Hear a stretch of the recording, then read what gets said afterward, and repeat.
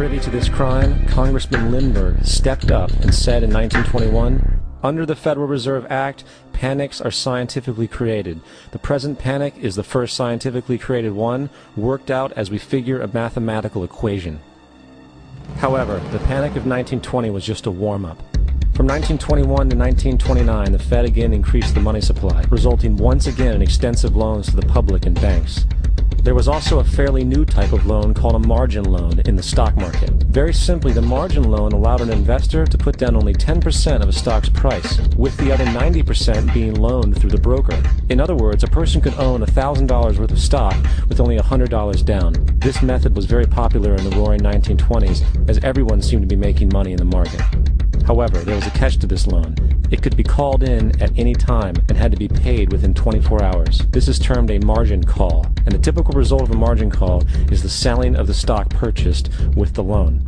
So, a few months before October in 1929, J.D. Rockefeller, Bernard Baruch, and other insiders quietly exited the market, and on October 24, 1929, the New York financiers who furnished the margin loans started calling them in masse.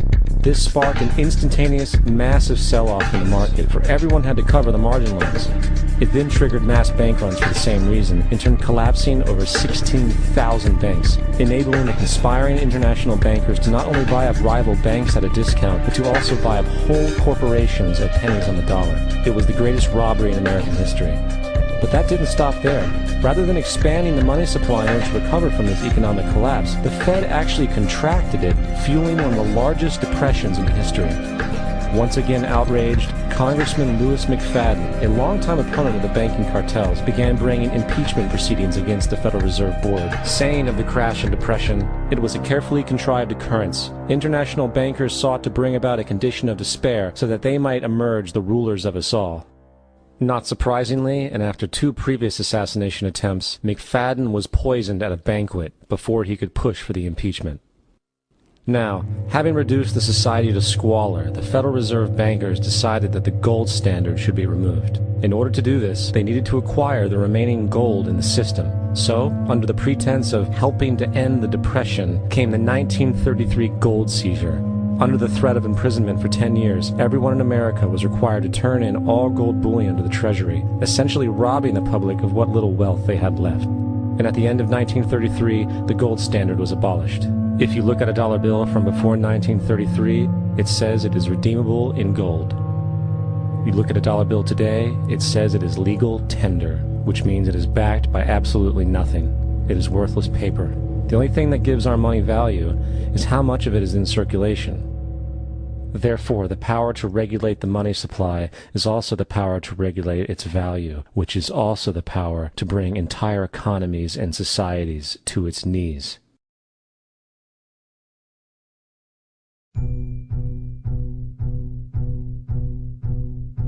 It's important to clearly understand, the Federal Reserve is a private corporation. It is about as Federal Express. It makes its own policies and is under virtually no regulation by the U.S. government. It is a private bank that loans all the currency at interest to the government, completely consistent with the fraudulent central banking model that the country sought to escape from when it declared independence in the American Revolutionary War. Now, going back to 1913, the Federal Reserve Act was not the only unconstitutional bill pushed through Congress. They also pushed the federal income tax.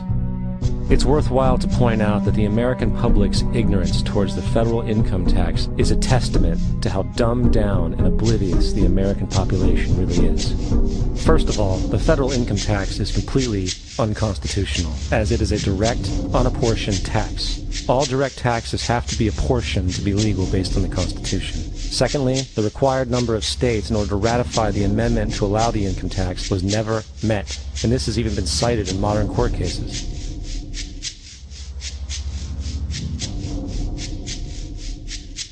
Third, at the present day, roughly 35% of the average worker's income is taken from them via this tax. That means you work 4 months out of the year to fulfill this tax obligation.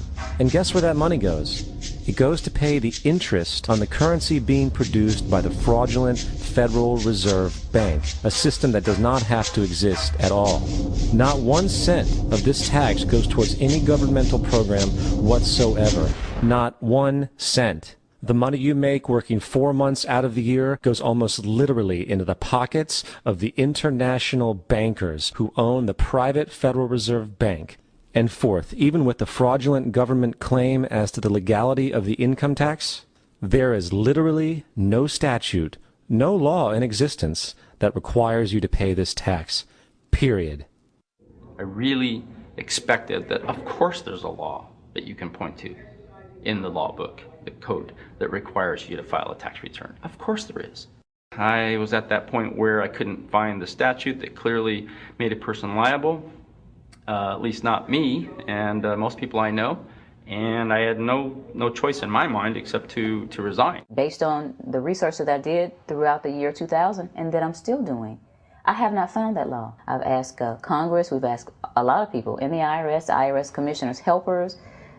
They can't answer, because if they answer, the American people are going to know that this whole thing is a fraud. I haven't filed an federal income tax return since I left. I have not filed a tax return since 1999. The income tax is nothing less than the enslavement of the entire country. Now, the control of the economy and the perpetual robbery of wealth is only one side of the Rubik's Cube the bankers hold in their hands. The next tool for profit and control is war. Since the inception of the Federal Reserve in 1913, a number of large and small wars have commenced. The three most pronounced were World War I, World War II, and Vietnam. World War I. In 1914, European wars broke out centered around England and Germany. The American public wanted nothing to do with the war. In turn, President Woodrow Wilson publicly declared neutrality. However, under the surface, the U.S. administration was looking for any excuse it could find to enter it. Woodrow Wilson's top advisor and mentor was Colonel Edward House, a man with intimate connections with the international bankers who wanted to end the war. In a noted observation by Secretary of State William Jennings, the large banking interests were deeply interested in the World War because of the wide opportunities for large profits.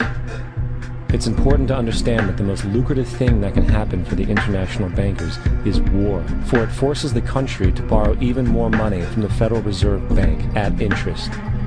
In a documented conversation between Colonel House, Wilson's advisor, and Sir Edward Grey, the Foreign Secretary of England, regarding how to get America into the war, Grey inquired, "What will Americans do if Germans sink an ocean liner with American passengers on board?" House responded, "I believe that a flame of indignation would sweep the United States, and that by itself would be sufficient to carry us into war."